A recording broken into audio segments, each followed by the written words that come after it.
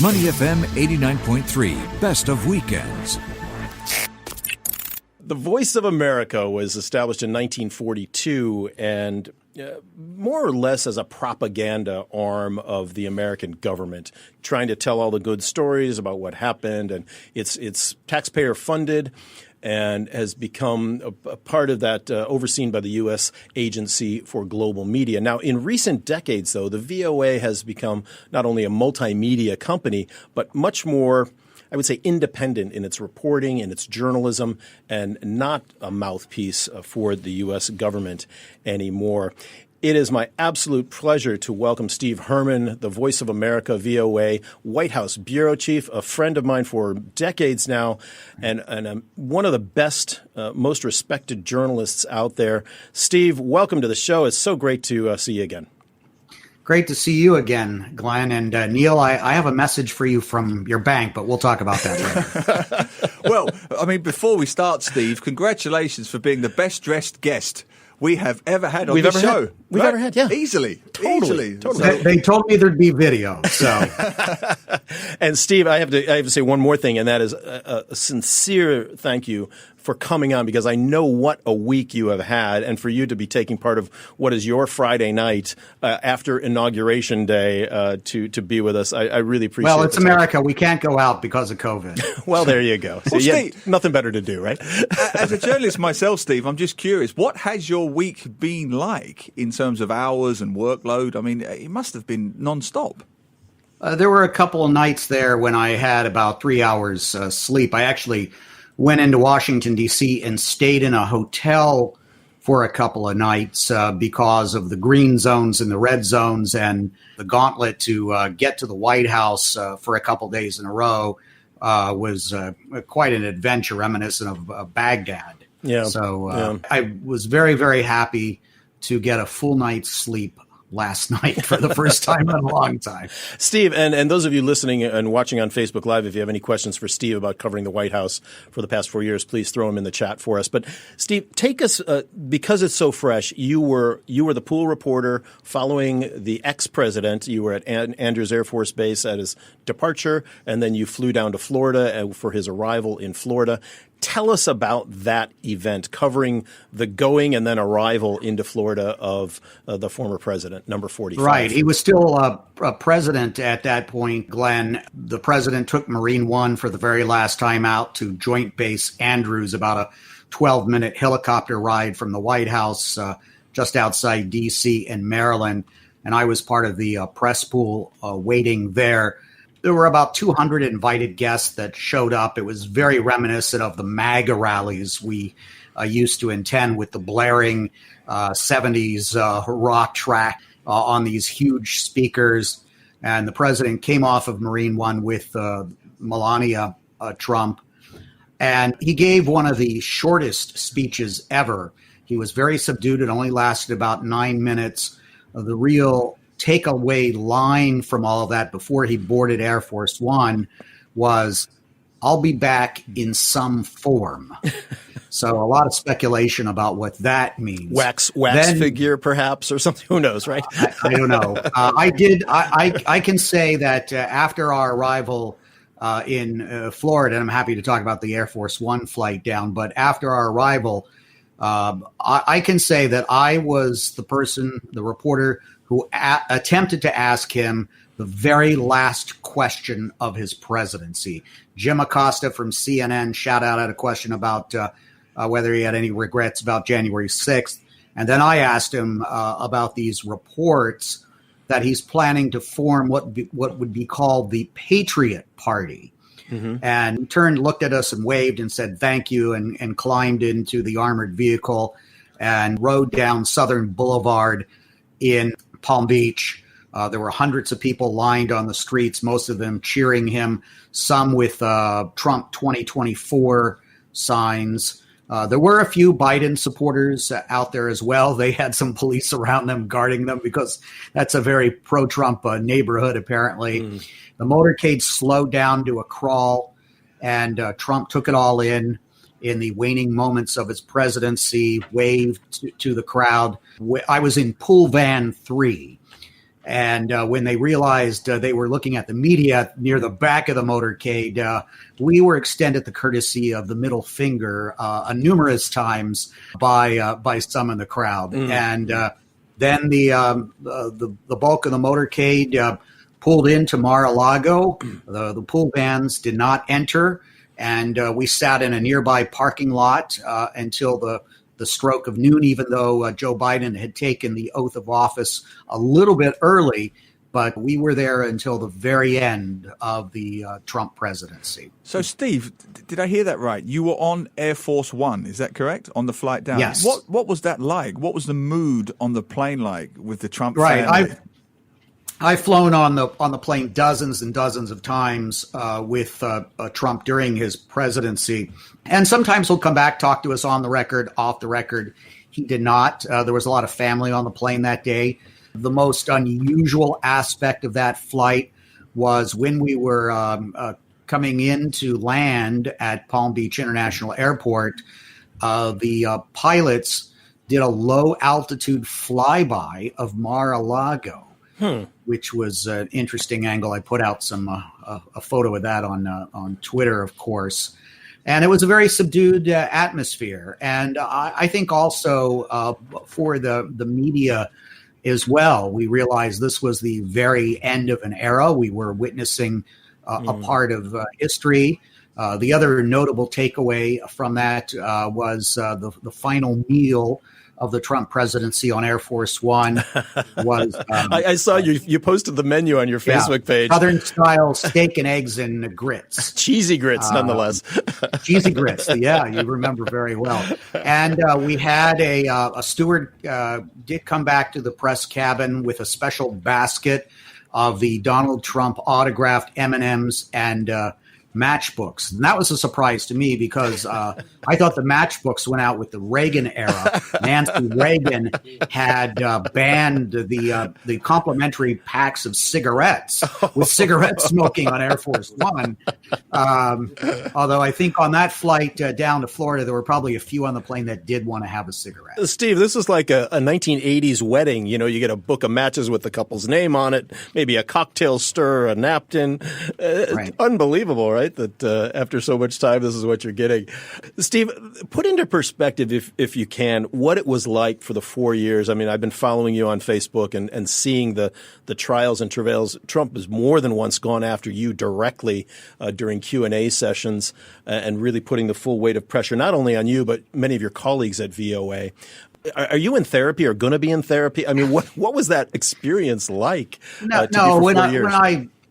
When I signed up for this, I signed up specifically knowing that this was going to be a very unusual and unprecedented presidency. It was not going to be boring. Yeah. But early on, it became clear that President Trump was going to demonize the media.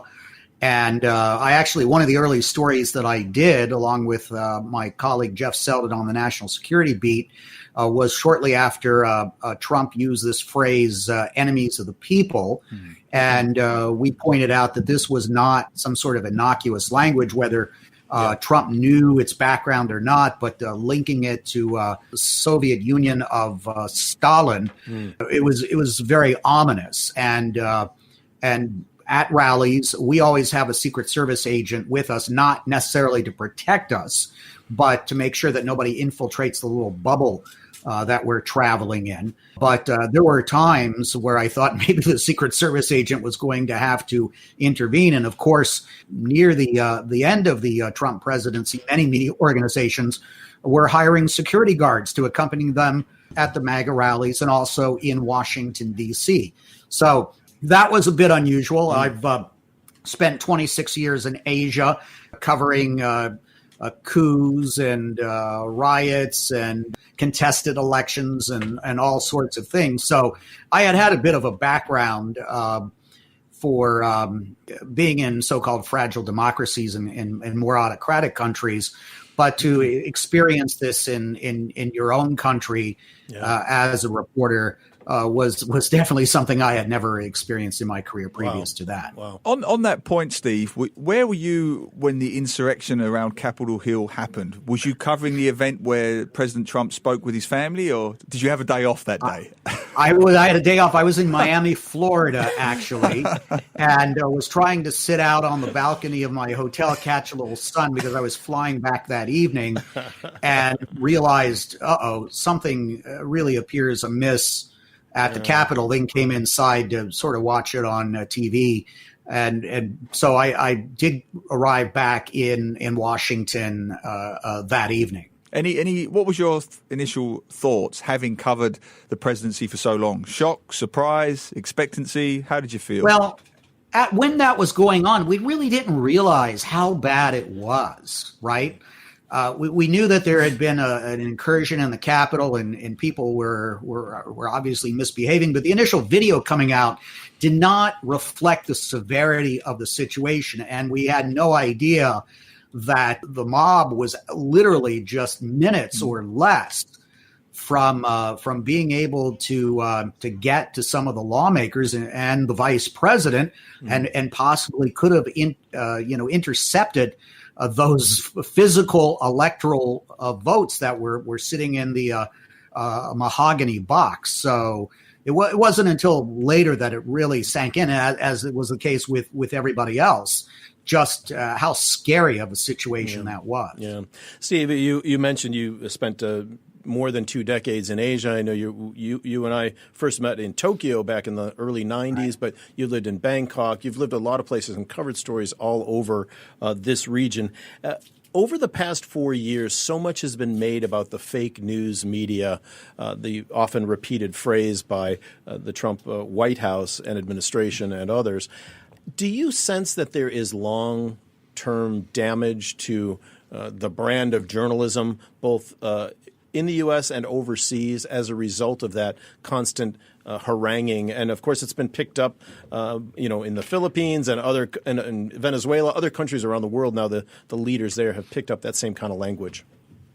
I think in a lot of countries, journalists have been in jeopardy for a long, long time. Sure. The Philippines, especially in Asia, it seems not a month goes by where some radio journalist or a talk show host isn't shot at it or assassinated. So this is nothing new. The kill the messenger, of course, goes back to ancient times.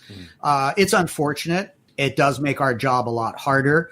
I think what has changed in recent years here in the United States is we went from an era where most of the mainstream journalism was middle of the road. We had something called the Fairness Doctrine regulating broadcasting in this country for a long, long time.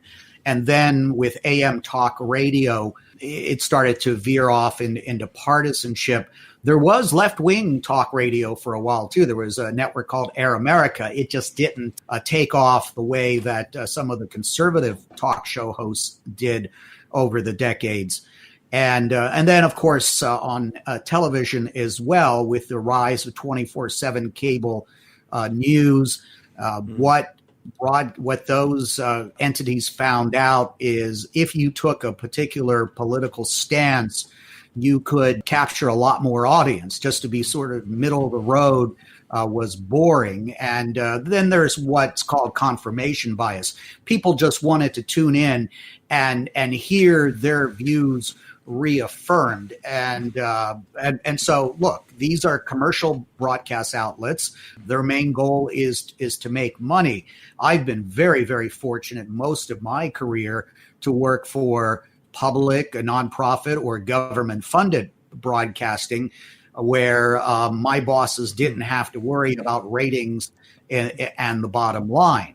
So it's very different. But getting back to the first part of your question, Glenn, hearing this phrase fake news, I think at the White House, it was probably most difficult for the Fox News reporters because they're sitting in the room with everybody else. And the media is not monolithic in the United States. It does go from quite liberal media to very conservative media. And of course, there's now a big debate with the social media platforms as to where does free speech end and censorship begin, because of the question of whether something that you are saying is inciting violence.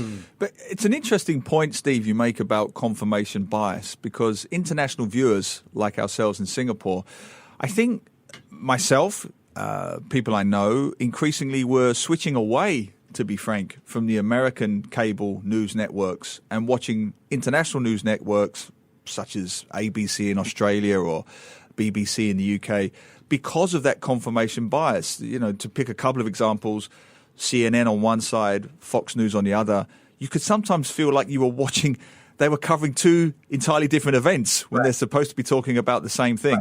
Now, I know you make the point that they have a bottom line, they're pandering somewhat to a certain established audience, but can that also be counterproductive, where if that continues indefinitely, will the more middle-of-the-road viewers switch elsewhere, switch to watch yourselves, switch to watch BBC, ABC? Could that happen? Right. Well, Neil, first of all, you're very fortunate overseas that you have this cornucopia of choice. But for a lot of Americans with their basic cable package, they don't have that choice. There is CNN or Fox or MSNBC, so they're probably going to gravitate to whatever they feel most comfortable with.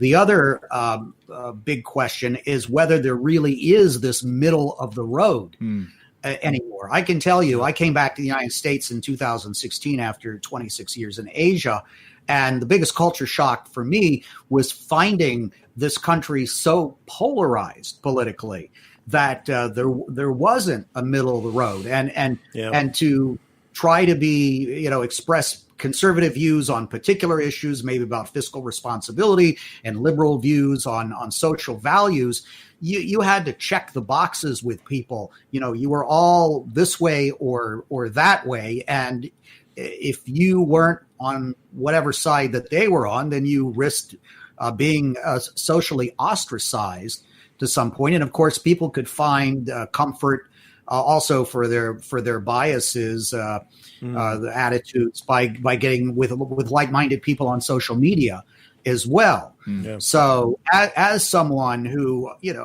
really had studied political science for many decades, was enmeshed as a journalist and always looking for two sides of the story, it was shocking to come back to that sort of attitude in the United States with most of the people seeming to be either on the left or right, and even within one's own family, finding this severe polarization. Steve, I guess they're going to do a study of twins and they'll find the same thing, that there may be one twin who voted for Trump and one twin who voted for Biden. Right. With Steve Herman, of course, the VOA White House bureau chief. Steve, we just have a couple of minutes left, but I wanted to ask you, going forward now, new administration, new White House communications team. Jen Psaki is the new press secretary. She's already had her first couple of White House briefings and is guaranteed to hold them every day, which is a departure from what the previous administration did. What are your hopes or what do you think will happen with the relationship between the media and the White House, even conservative media or liberal, going forward? It's probably going to get a lot less attention on a day-to-day basis. Right now, the cable networks are covering these briefings in their entirety. That will probably stop in a couple of weeks because the level of drama just isn't going to be there anymore. And for those of us who cover the White House on a day-to-day basis, that's fine. It was a bit uncomfortable having that spotlight on you where, these briefings would go on for more than an hour. Every reporter in the room back in the Obama days would be able to get their questions in. They were focusing a lot of the time on policy points, trying to clarify things. It wasn't that everybody was trying to throw out a gotcha question, or that the press secretary was also trying to score political points, for the clips on the TV newscasts later on. So I find that to be very refreshing. And if people think that the the briefings are boring and don't want to watch them in their entirety anymore. that is going to be a sense of normalcy, I think. Well, that's interesting because it ties in with a comment from one of our listeners, viewers. LL Tan has said, I like the blasé way Steve said, oh, he took Air Force One dozens and dozens of times. That's detachment in journalism for you. So on that point, as you have taken Air Force One so many times and you've covered, let's say, a reasonably sort of polarizing era, to be diplomatic, of the last 4 years, how do you feel now going forward? Do you feel refreshed? Do you feel energized that it's going to be a more normal, inverted commas, boring era? How do you feel about covering the next 4 years? Well, I think I'm still sort of depressurizing after the past weeks, months, and years.